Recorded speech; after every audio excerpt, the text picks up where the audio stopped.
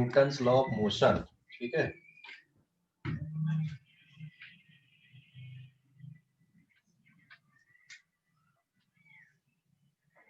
This is page number 1। देखो अभी, हाँ, पेज नंबर 1 में Newton's law of motion. Sir मैं रीएंटर क्या सर मैं रीएंटर करूं? हाँ, री एंटर कर लेना बेटा। न्यूटन्स लॉ ऑफ मोशन पढ़ रहे हैं आज अपन।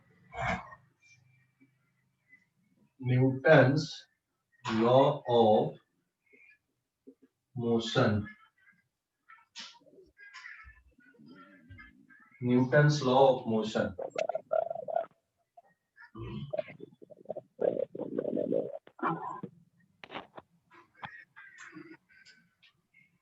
टाइपिंग हो गई।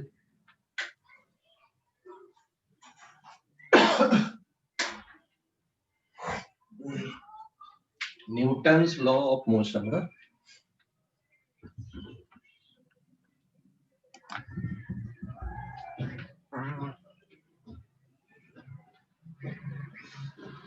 देखो, न्यूटन्स लॉ ऑफ मोशन में न्यूटन्स फर्स्ट लॉ क्या है, याद है किसी को? Newton's first law. If body is in rest, it remain in rest, and if a body is in motion, it remain in motion until and unless an external force applies. हाँ, सही है। इसको लॉ ऑफ इनर्शिया भी बोलते हैं, है ना। This is also called law of inertia. Law of inertia भी बोलते हैं हम इसको। अब इनर्शिया क्या होता है बता सकते हो कोई? What is inertia? Natural tendency of an object. क्या बेटा? The amount of force present in an object. The amount of force present in an The object natural tendency of an object. to oppose the change, ना। Tendency of object to oppose the change. अब वो change किस type के होते हैं वो देखते हैं अपन, है ना। देखो अभी न्यूटन्स फर्स्ट लॉ, मैं मैथमेटिकली लिख रहा हूँ, तुम लोगों ने जो डेफिनेशन बताया बिल्कुल सही है, बट मैं मैथमेटिकली लिखता हूँ। In inertial frame. अब ये इनर्शियल फ्रेम क्या है? जहां पे न्यूटन्स लॉ लगते हैं, ठीक है, जिनमें न्यूटन्स लॉ लगते हैं वो इनर्शियल फ्रेम है। तो अभी इसके बारे में ज्यादा नहीं सोचना, इसको मैं सेपरेटली डिस्कस करूंगा, ठीक है ना। तो इन इनर्शियल फ्रेम, अभी देखो, अगर किसी ऑब्जेक्ट पे if sum of it is net external force act on object, ठीक है, इक्वल्स टू, अगर जीरो है, net external force act on object is equals to, अगर जीरो है, तो यहाँ पे डबल इंप्लाइज का साइन लगाया मैंने, तो फिर उस ऑब्जेक्ट का बेटा एक्सीलरेशन भी ऐसा होगा, जीरो होगा। अगर net external force zero object पे, तो उस ऑब्जेक्ट पे एक्सीलरेशन भी कितना होगा? जीरो होगा, ठीक है। Net external force act on object is zero, then acceleration on object is also equals to zero. Acceleration भी जीरो आएगा ऑब्जेक्ट पे, ठीक है, एक्सीलरेशन भी जीरो होगा। ओके, अब आगे बढ़ते हैं अपन इसी पे। Net external force act on object is zero, then acceleration is equals to zero. आगे बढ़ते हैं इस पे। अगर एक्सीलरेशन जीरो है तो इसका मतलब क्या हुआ? अच्छा, अगर एक्सीलरेशन जीरो है तो फिर नेट एक्सटर्नल फोर्स जीरो, एक ही बात है। और यहाँ पर अगर मान लो एक्सीलरेशन इज जीरो, तो यहाँ पर दो केस अराइज होते हैं, और दो केस कौन से अराइज होते हैं यहाँ पे? या तो ऑब्जेक्ट की जो वेलोसिटी है वो कांस्टेंट रहेगी, भाई अगर कांस्टेंट वेलोसिटी है तो एक्सीलरेशन जीरो है, या तो फिर ऑब्जेक्ट रेस्ट पे है, मतलब velocity is equals to zero. तो आइदर वेलोसिटी इज जीरो और वेलोसिटी इज कांस्टेंट, या तो वेलोसिटी जीरो रहेगी या वेलोसिटी कांस्टेंट रहेगी, ठीक है। अब यहाँ पे इनर्शिया क्या होता है, पहले तो मैं इनर्शिया के बारे में बता दूं। इनर्शिया दो टाइप का होता है, एक इनर्शिया ऑफ रेस्ट और एक होता है इनर्शिया ऑफ मोशन। हाँ, इनर्शिया दो टाइप के होते हैं, इनर्शिया ऑफ रेस्ट और इनर्शिया ऑफ मोशन। अब what is inertia? Inertia body की वो प्रॉपर्टी है जिससे बॉडी अपनी स्टेट में होने वाले चेंज का अपोज करती है। Inertia is that property of body, inertia is that property of body, inertia is that property of body for which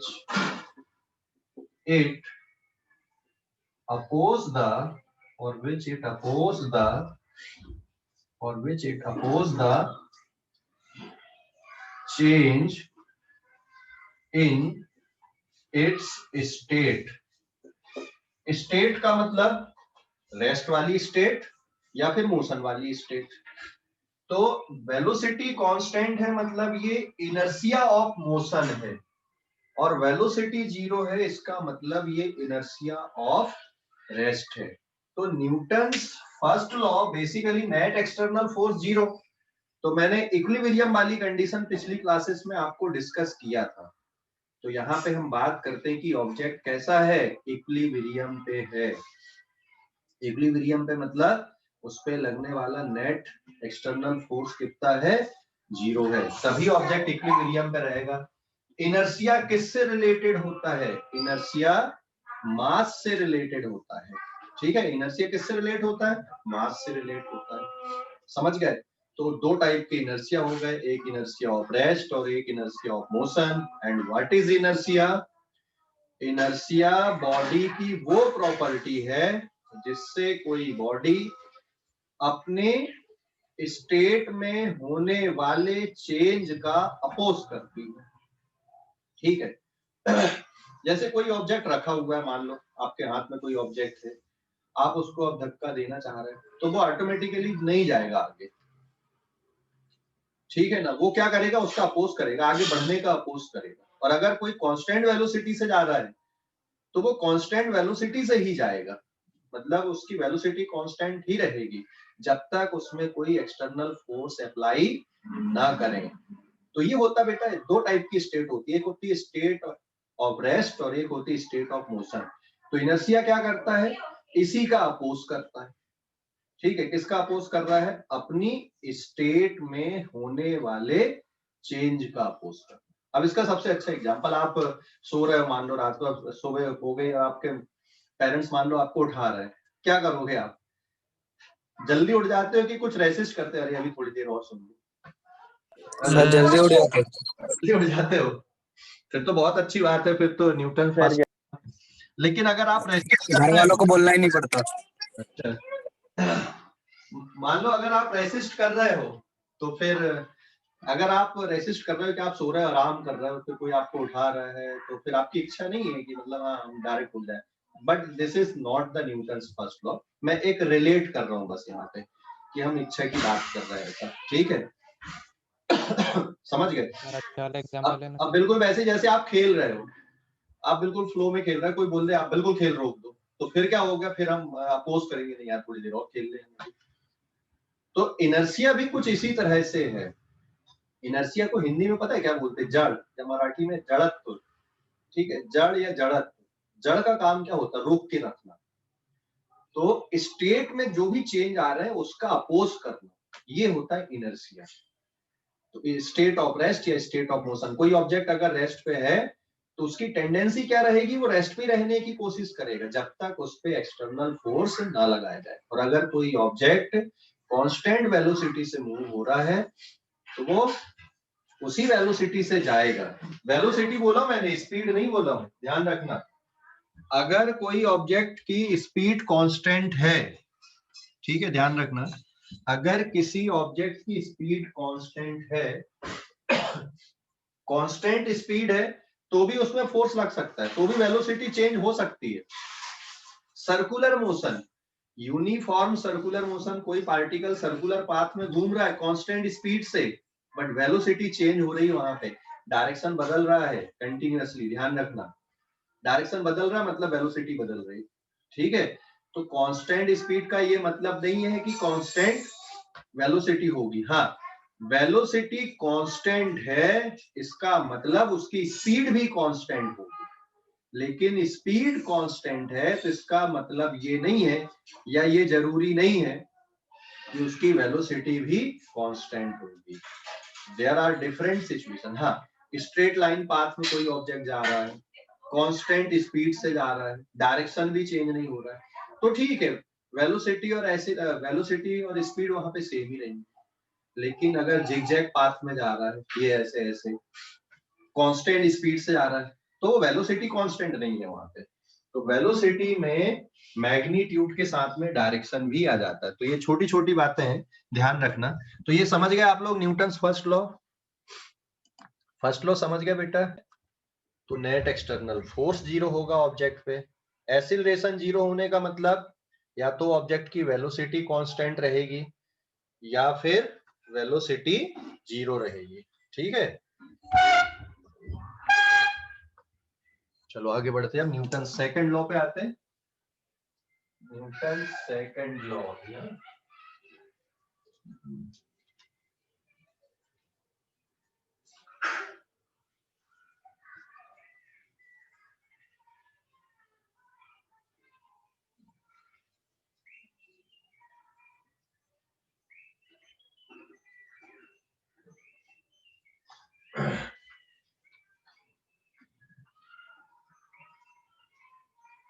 Newton second law पढ़ने के पहले मोमेंटम के बारे में सीखना पड़ेगा थोड़ा सा।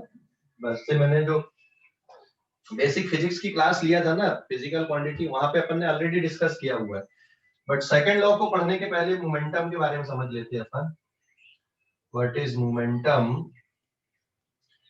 मोमेंटम एक वेक्टर क्वांटिटी है और momentum is equals to product of mass into velocity. इसकी यूनिट आएगी केजी मीटर पर सेकंड। जैसे ये कोई ऑब्जेक्ट है यहाँ पे और ये ऑब्जेक्ट कुछ वेलोसिटी से जा रहा, मान लो इस ऑब्जेक्ट की वेलोसिटी है 10 metre per second along x axis, और इस ऑब्जेक्ट का मास सपोज कितना है 2 kg है। तो इस ऑब्जेक्ट का मोमेंटम कितना होगा, that is equals to product of mass into velocity 2 kg into 10 metre per second, x axis का डायरेक्शन इसलिए i cap, so it is 20 kg metre per second i cap क्या है इसका मोमेंटम। ये अपन ने पहले ही पढ़े थे, है ना। मोमेंटम एक अलग फिजिकल क्वांटिटी है। अब कोई जब अपन बेसिक फिजिक्स पढ़ रहे थे तो वहां पे बताओगे क्या मोमेंटम के बारे पे? ये फिजिकल क्वांटिटी को पढ़ने की जरूरत क्यों पड़ गई थी? मोमेंटम को पढ़ने की जरूरत क्यों पड़ गई थी? ये नई फिजिकल क्वांटिटी जानने की जरूरत क्यों पड़ी थी? बताओ जल्दी से। ये जो फिजिकल क्वांटिटी है मोमेंटम, इसको जानने की जरूरत क्यों पड़ गई थी? हेलो सर वेक्टर के लिए। नहीं, अच्छा तुम्हें ध्यान है वो मैंने कार वाले एग्जांपल बताए थे वहां पे, कार वाले कुछ एग्जांपल 3-4 केस लिए थे अपन ने, और उसमें किसको रोकने के लिए ज्यादा एफर्ट की जरूरत है। जैसे एक कार ये है ना, और ये इसकी अभी जो वेलोसिटी है ये 10 मीटर पर सेकंड है, इसका मास सपोज 100 kg है। दूसरी कार ये लिए अपन ने, इसकी वेलोसिटी भी 10 मीटर पर सेकंड है, इसका मास है 50 kg, ठीक है। तीसरी कार है एक और, इसकी वेलोसिटी है 5 मीटर पर सेकंड, बट इसका मास है 100 kg। और अब इन तीन को कंपेयर करो, या तो फिर इन दोनों को कंपेयर करो पहले, ये फर्स्ट और सेकंड को। फर्स्ट और सेकंड को रोकने के लिए किसमें ज्यादा एफर्ट लगाना पड़ेगा, फर्स्ट सेकंड थर्ड। फर्स्ट और सेकंड को अगर रोकना है तो किसमें ज्यादा एफर्ट लगाना पड़ेगा, फर्स्ट सेकंड थर्ड में? थोड़ा सोचो। पहली वाली में फर्स्ट। देख यहाँ पे 10 मीटर पर सेकंड 100 kg, लेकिन ये 10 मीटर पर सेकंड मास कम है। तो हमारा जो कॉमन एक्सपीरियंस कहता है कि भाई जिसकी वेलोसिटी 10 मीटर पर सेकंड और मास भी ज्यादा है, अगर उसको रोकना हमें तो ज्यादा एफर्ट लगाना पड़ेगा। मास कम है, वेलोसिटी जैसे ये सेकंड वाले केस में दोनों की वेलोसिटी सेम है, आपको पहले वाले को रोकने के लिए क्या करना पड़ेगा, कम एफर्ट लगाना पड़ेगा। अच्छा व्हाट अबाउट अगर मान लो मैं मास को भी और कम कर देता हूँ, ये 20 kg कर दिया, लेकिन इसकी वेलोसिटी को मैंने कितना कर दिया, 50 मीटर पर सेकंड। अब तीसरे वाले के लिए बताओ, तीसरे वाले के लिए मास कम है, तीसरे वाले के लिए मास कम है वहां पे पर वेलोसिटी बहुत ज्यादा है, तो उसको रोकने के लिए कम एफर्ट लगेगा कि उतना ही लगेगा जितना फर्स्ट वाले के लिए लगेगा? सर उतना ही ज्यादा। अच्छा तीन केस में सबसे ज्यादा एफर्ट किसको रोकने के लिए लगेगा? हाँ जो तीन केस हमने, सर थर्ड। नहीं, थर्ड। फर्स्ट और थर्ड को इक्वल फोर्स लगेगा रोकने के लिए, फर्स्ट और थर्ड में इक्वल फोर्स लगेगा रोकने के लिए, और जो बीच वाला है सेकंड वाला केस है उसमें कम फोर्स लगेगा बाकी दोनों के कंपैरिजन में। मतलब हमारा जो काम है फोर्स के लिए वो मास और वेलोसिटी में चेंज चाहिए अल्टीमेटली, ठीक है? हाँ ठीक है, री एंटर कर लो। तो मास भी चाहिए और वेलोसिटी भी चाहिए, दोनों टर्म चाहिए, इसलिए हमें न्यू फिजिकल क्वांटिटी की जरूरत पड़ी यहाँ पे, जिसको हमने क्या बोल दिया, product of mass into velocity, और ये किसके बराबर करके आपका मोमेंटम। तो यहाँ पर अगर हमको इनको रोकना है तो फर्स्ट वाले और थर्ड वाले में सेम एफर्ट चाहिए, बीच वाले में कम एफर्ट चाहिए। इसका मतलब क्या हुआ कि हमें ऐसी फिजिकल क्वांटिटी की जरूरत पड़ेगी जो मास और वेलोसिटी को कनेक्ट कर ले, मास को भी और वेलोसिटी को। इसलिए लीनियर मोमेंटम को डिफाइन करने की जरूरत पड़ी। समझ गए अभी कि नहीं? लीनियर मोमेंटम को डिफाइन करने की जरूरत क्यों पड़ी? क्योंकि अगर फोर्स की डेफिनेशन पे जाना है तो वेलोसिटी और मास दोनों का रोल वहां पे आएगा। तो हम एक सिंगल फिजिकल क्वांटिटी को डिफाइन कर दिए, that is equals to linear momentum. समझ गया? हेलो, समझ गए या नहीं? तो ये पेज नंबर 2 है, इस पेज का स्क्रीनशॉट ले लो बेटा, इस पेज का स्क्रीनशॉट लो, इस पेज का स्क्रीनशॉट ले लो। ले लिए? ले लिए क्या? Yes sir. पेज नंबर 3 पे आते हैं।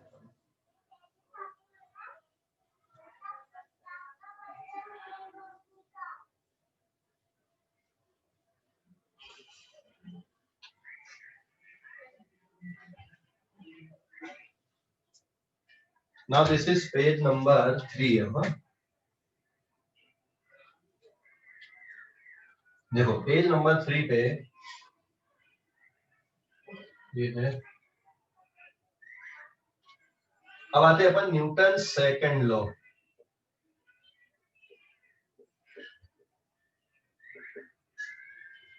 न्यूटन सेकंड लॉ याद है किसी को? न्यूटन सेकंड लॉ बताओ जल्दी से, याद है न्यूटन सेकंड लॉ? याद है किसी को?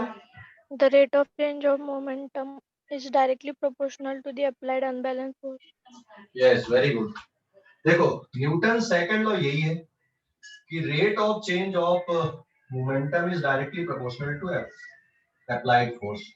तो now net external force act on object, तो इसको मैं लिख दे रहा हूं summation of F external force is equals to, पहले आप लिख दो dt अपॉन dt, तो ये इंस्टेंटेनियस हो गया। और अगर आपको इसकी एवरेज वैल्यू चाहिए एक्सटर्नल फोर्स की, इस एक्सटर्नल फोर्स की आपको अगर एवरेज वैल्यू चाहिए तो delta P upon delta T लिखना पड़ेगा, नेट एक्सटर्नल फोर्स। अच्छा, नेट एक्सटर्नल फोर्स का डायरेक्शन किधर आएगा? फोर्स का डायरेक्शन उसी साइड में आएगा जिस डायरेक्शन में मोमेंटम चेंज हो रहा है। ठीक है, तो direction of force is along, यहां पे लिख दे रहा हूं मैं, direction of force is along the direction of change in momentum। जिस डायरेक्शन में मोमेंटम चेंज होगा उसी डायरेक्शन में अप्लाइड फोर्स लगेगा या एक्सटर्नल फोर्स लगेगा। देखो यहाँ पे अप्लाइड फोर्स या एक्सटर्नल फोर्स एक ही बात है। अब ये अप्लाइड फोर्स या एक्सटर्नल फोर्स क्या हो सकता है? आपका वेट हो सकता है। जैसे देखो ये पेन यहाँ पर है, अभी इसको छोड़ दिया मैंने, नीचे आ रहा है, मतलब अप्लाइड फोर्स कौन है इसमें? Weight is the applied force. हाथ में रखा हुआ है तब भी यहाँ पे दो अप्लाइड फोर्स लग रहा है, एक वेट लग रहा है और एक नॉर्मल रिएक्शन लग रहा है, बट दोनों ने एक दूसरे को बैलेंस कर दिया, मतलब न्यूटन फर्स्ट लॉ की बात हो गई यहाँ पे। ठीक है, तो applied force can be friction, can be tension, can be spring force, normal reaction, weight, ये सब अप्लाइड फोर्स हो सकते हैं। या फिर हम पुश और पुल कर रहे हैं, वो भी अप्लाइड फोर्स हो जाएगा, एक्सटर्नल फोर्स हो जाएगा ऑब्जेक्ट पे, तो ये हो सकते हैं। ठीक है, तो जब किसी ऑब्जेक्ट पे नेट एक्सटर्नल फोर्स लग रहा है तो वो किसके प्रोपोर्शनल होता है? ऑब्जेक्ट के rate of change of linear momentum के, या rate of change of linear momentum किसके प्रोपोर्शनल होता है? अप्लाइड फोर्स के। तो यहाँ पे प्रोपोर्शनलिटी का जब साइन आप हटाते हो तो कांस्टेंट आपको 1 लिखना है। यहाँ पे कांस्टेंट की वैल्यू कुछ नहीं आती, दैट कांस्टेंट इज 1। ठीक है, कांस्टेंट 1 होता है यहाँ पे, ध्यान रखना।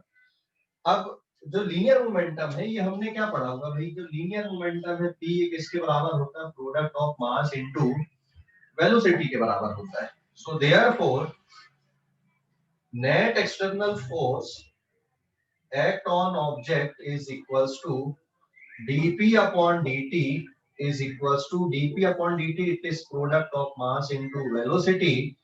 तो अगर मैं प्रोडक्ट रूल लगा दूं, first function derivative of second function plus second function into derivative of first function, तो न्यूटन्स सेकंड लॉ का जो एक्चुअल फॉर्म है वो यही है। This is the actual form of Newton's second law. अभी देखो ये थ्योरी चल रही, जब आप कैलकुलेशन करोगे तो फिर ये थ्योरी आपको और अच्छे से आएगी, क्लियरिटी पे आएगी। अभी तो ये पूरा थ्योरी चल रहा है। सर वहाँ पे प्रोडक्ट रूल लगाया क्या? हाँ बेटा, वहां पे प्रोडक्ट रूल लगा दिए अपन ने। अच्छा ये बताओ मुझे कि ऐसे कोई सिचुएशन बताओ जिसमें मास बदलता है और वेलोसिटी कांस्टेंट रहती है। मास बदलता है और वेलोसिटी कांस्टेंट रहती है। रॉकेट। हाँ, रॉकेट में देखो उनकी वेलोसिटी में भी बदलती भी है और नहीं तो फिर कांस्टेंट होती है, लेकिन जैसे जैसे उसका फ्यूल जलते जाता है उसका मास कम होते जाता है। समझ गए? अरे समझ गए या नहीं? समझ गए? रॉकेट का फ्यूल जलते जाता है तो उसका मास बहुत एप्रिशिएबली कम होते जाता है। तो फिर रॉकेट के लिए फार्मूला क्या लगेगा? VdM अपॉन dt वाला टर्म आ जाएगा। कोई ऐसी सिचुएशन भी हो सकती है जिसमें मास भी बदले और वेलोसिटी भी बदले, तो फिर आपको पूरा लिखना पड़ेगा, ये प्रोडक्ट रूल वाली कंडीशन आपको चलनी पड़ेगी लेकर। ठीक है, नॉर्मल केसेस में हम जो देखते, जैसे हम किसी अलमारी को खिसका रहे हैं, मान लो हम किसी अलमारी को खिसका रहे हैं तो यहाँ पे मास नहीं बदलेगा ना। मान लो आप किसी बैग को खींच रहे हो या अलमारी को खिसका रहे हो, जैसे मेरे पास ये टेबल है, अब मैं इसमें फोर्स लगा रहा हूँ तो यहाँ पे तो मास कांस्टेंट है, इसका मास कांस्टेंट है ना, इसका मैं इसमें धक्का लगा रहा हूँ, इसमें फोर्स लगा रहा हूँ, तो यहाँ तो मास कांस्टेंट है। Is it clear? तो फिर मास अगर कांस्टेंट है तो ये वाला टर्म हट जाएगा, सिर्फ कौन सा वाला अप्लाई होगा? ये वाला टर्म अप्लाई होगा। ठीक है, और अगर मान लो वेलोसिटी कांस्टेंट है, वेलोसिटी कांस्टेंट और मास बदल रहा है, तो ये पहला टर्म हट जाएगा और दूसरा वाला टर्म लगेगा। कुछ केसेस ऐसे भी हो सकते हैं जिसमें मास भी बदले और वेलोसिटी भी बदले, तो फिर आपको ये पूरा लिखना पड़ेगा वहां पे। ठीक है, अब आपने पढ़ा होगा भाई न्यूटन सेकंड लॉ के बारे में, अपन ने जो डेफिनेशन पढ़ते आए भाई, फोर्स इक्वल्स टू क्या लिखे हो तुमने?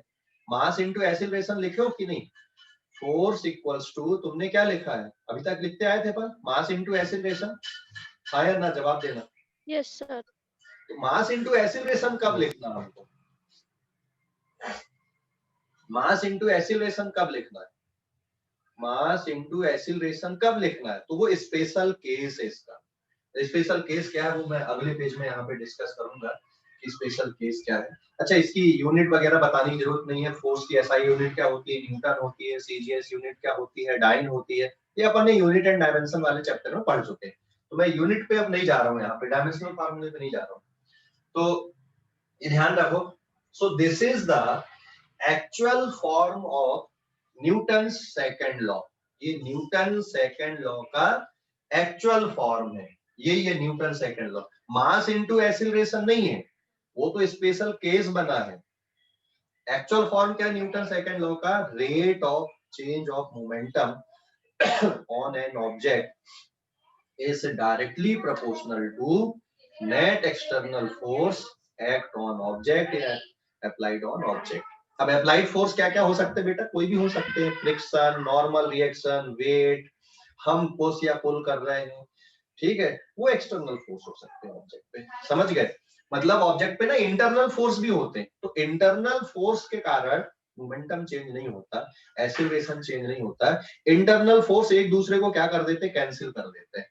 ठीक है, जैसे मेरी बॉडी पे या तुम्हारी बॉडी पे बहुत सारे इंटरनल फोर्सेस लग रहे हैं। एक मसल ने दूसरी मसल को पकड़ के रखा हुआ है कि नहीं रखा हुआ है? इलेक्ट्रोमैग्नेटिक फोर्स के थ्रू एक मसल्स ने या एक सेल ने या एक टिश्यू ने दूसरे टिश्यू को पकड़ के रखा है, and that is the electromagnetic force. तो ये जो फोर्स है ये अंदर के, ये कौन से हो गए? इंटरनल हो गए। भले वो इलेक्ट्रोमैग्नेटिक है, बट वो क्या प्रोड्यूस नहीं करेंगे? एक्सीलरेशन प्रोड्यूस नहीं करेंगे, वो मोमेंटम में चेंज नहीं लाएंगे। हाँ, मुझे कोई धक्का दे रहा है या कोई मुझे खींच रहा है, तब फिर वो एक्सटर्नल फोर्स आएगा। और वो एक्सटर्नल फोर्स क्या हो सकता है? मान लो मुझे कोई धक्का दे रहा है, तो ये नॉर्मल रिएक्शन लग रहा है ना, मुझे कोई पुश कर रहा है, तो यहाँ पे नॉर्मल रिएक्शन आ रहा है। समझ गए? तो it can be weight, it can be normal reaction, it can be friction, it can be spring force, कोई भी हो सकते हैं जो हमने मैकेनिक्स में पढ़े यहाँ पे, या दूसरे भी हो सकते हैं जो हमने आगे पढ़ने वाले हैं। ठीक है, समझ गए या नहीं? क्लियर हो गया अभी? तो अप्लाइड फोर्स मतलब यहाँ एक्सटर्नल फोर्स की हम बात कर रहे हैं। तो ऑब्जेक्ट के जो इंटरनल फोर्स होते हैं उसके कारण एक्सीलरेशन चेंज नहीं होता, उसके कारण मोमेंटम चेंज नहीं होता। क्यों नहीं होता भाई? क्योंकि इंटरनल फोर्सेस के कारण इंटरनल फोर्स एक दूसरे को कैंसिल कर देते, बॉडी के अंदर के जो फोर्स होते हैं। ठीक है, तो वो नेट के लिए कंट्रीब्यूशन उनका नहीं आता। नेट एक्सटर्नल फोर्स के लिए जो कंट्रीब्यूशन आता है वो सिर्फ उस ऑब्जेक्ट पे बाहर से कौन फोर्स लगता है। ठीक है, तो इस पेज का स्क्रीनशॉट ले लो आप लोग, फिर अपन आगे बढ़ते हैं इसी पे। इस पेज का स्क्रीनशॉट लो जल्दी से। सर ओके,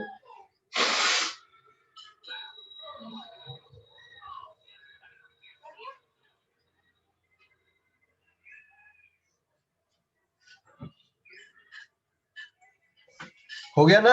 आगे बढ़े अब। तो पेज नंबर 4 पे आते हैं अब। ये मास इनटू एक्सीलरेशन कब लिखते हैं?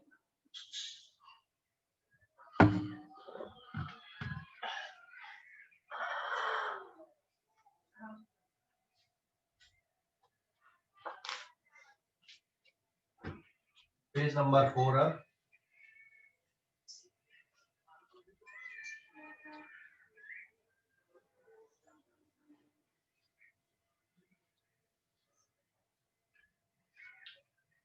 Now this is page number 4 अभी। ठीक है, पेज नंबर 4 देखो अभी। पेज नंबर 4 पे हमने क्या पढ़ा है? नेट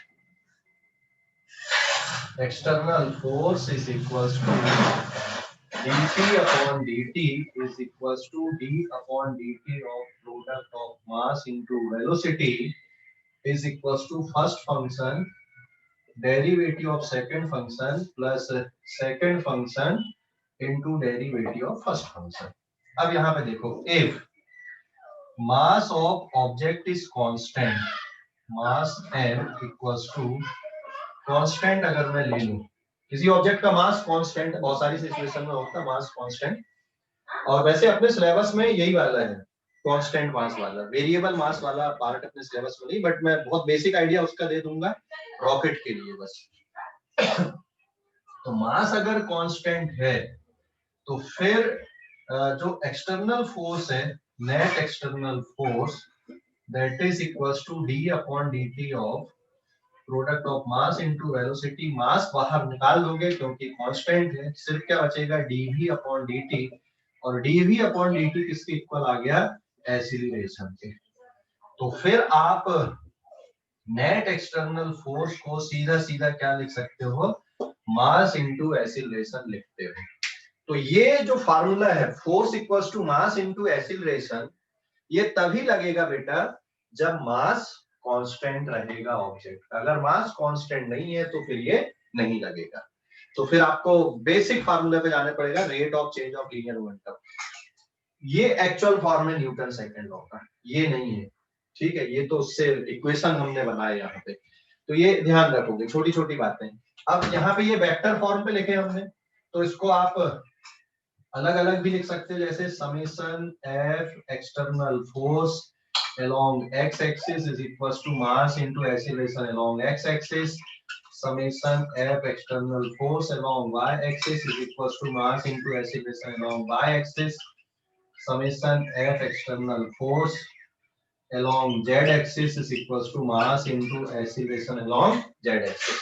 आप इसको अलग अलग डायरेक्शन में भी कैलकुलेट कर सकते हो, ठीक है, अलग अलग डायरेक्शन में भी कैलकुलेट कर सकते हो इसको। सो ये जो रिजल्ट आया ये स्पेशल रिजल्ट है। यहाँ पे स्पेशल रिजल्ट किसका है, स्पेशल रिजल्ट क्या है यहाँ पे, mass into acceleration is equals to net external force. कब है ये, जब ऑब्जेक्ट का मास कांस्टेंट है। अगर ऑब्जेक्ट का मास कांस्टेंट नहीं है तो ये रिजल्ट नहीं आएगा, आपको इस तरह से चलना पड़ेगा। तो this is the Newton's second law. अब आप लोग इस पेज का स्क्रीनशॉट ले लो, इस पेज का स्क्रीनशॉट लो, हो गया, ले लो। Okay, sir. ओके बेटे, आगे बढ़ते हैं। अब न्यूटन्स थर्ड लॉ पे अपन आते हैं। न्यूटन्स थर्ड लॉ है ना, ले लिया ना स्क्रीनशॉट इस पेज का, आगे बढ़ूंगा अब। Yes, sir. Newton's third law,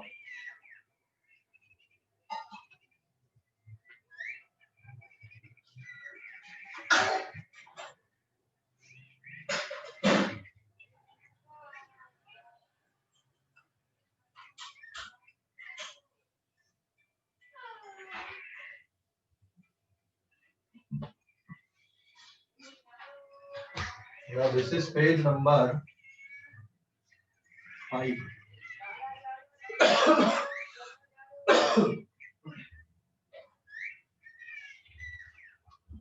Newton's third law of motion है।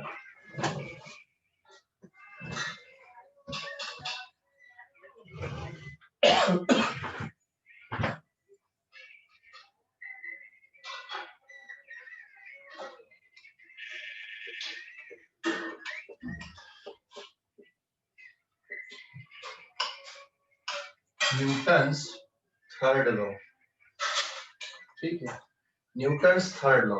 देखो न्यूटन्स थर्ड लॉ क्या है कि फोर्सेस कभी भी अकेला नहीं आता, जो भी फोर्सेस आते हैं हमेशा कैसे आते हैं, forces always comes in pair. याद होगा कि एक्शन और रिएक्शन, तो तुमको किसी ने बताया होगा कि एक झापड़ मारोगे वो भी तुमको दूसरा झापड़ मार दे, है ना, तो ये एक्शन का रिएक्शन हो गया। बट ये कहने की बात है, इसका कोई ये झापड़ और इससे स्लैब से कोई लेना देना नहीं है यहाँ पे, ठीक है। तो न्यूटन्स थर्ड लॉ में भी यही है कहानी, देखो अभी, forces always comes in pair, forces always comes in pair। Force कैसे आते हैं, हमेशा पेयर पे आते हैं, ठीक है। Forces always comes in pair, forces हमेशा बेटा पेयर पे आते हैं, मतलब सिंगल फोर्स का एग्जिस्टेंस नहीं है। For every action, for every action on action force भी आप बोल सकते हैं, एक्शन मतलब force he, for every action force on object 1 by 2 is equals to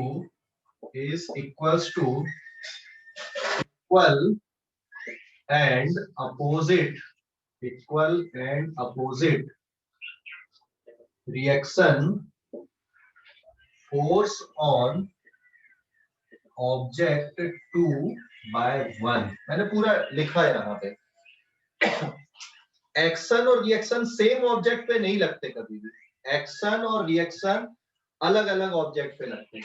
action and reaction act on different object, action and reaction act on different object. ये different object पे लगते हैं, ठीक है, अलग अलग ऑब्जेक्ट पे लगते हैं, सेम ऑब्जेक्ट पे नहीं लगते कभी भी। And they have same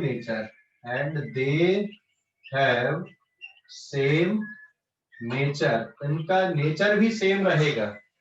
gravitational force का नेचर ग्रेविटेशनल रहेगा, टेंशन फोर्स का नेचर टेंशन फोर्स का रिएक्शन टेंशन रहेगा, फ्रिक्शन का रिएक्शन फ्रिक्शन रहेगा। कभी भी ऐसा नहीं होगा कि फ्रिक्शन का रिएक्शन फोर्स वेट होगा, ठीक है। इनके नेचर भी सेम होते हैं यहाँ पे, दोनों अलग अलग ऑब्जेक्ट पे लगेंगे, डायरेक्शन अपोजिट होगा।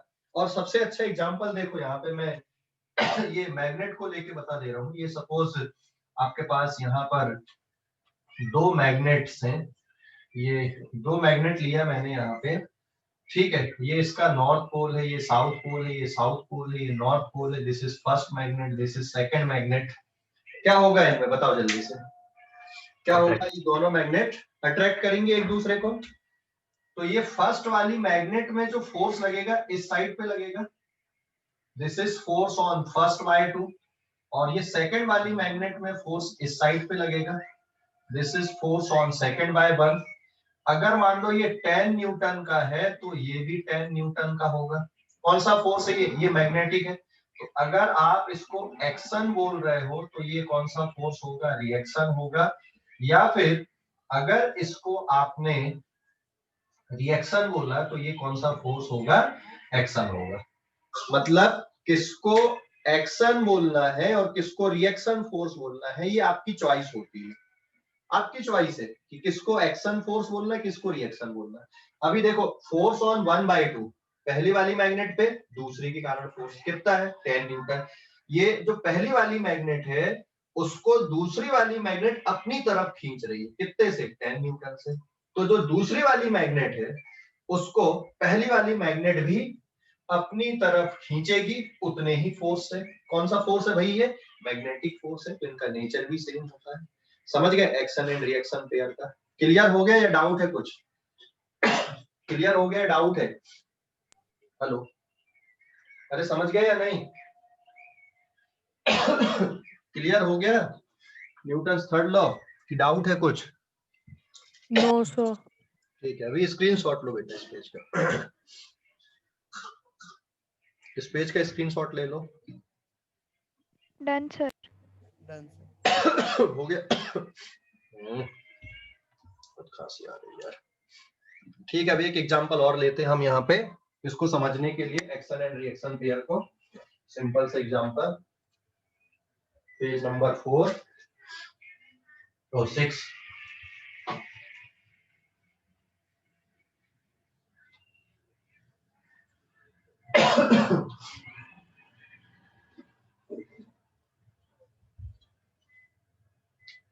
देखो इसको समझने के लिए पेज नंबर 6 एक एग्जांपल और ले रहे हैं। ये ग्राउंड लिया मैंने यहाँ पर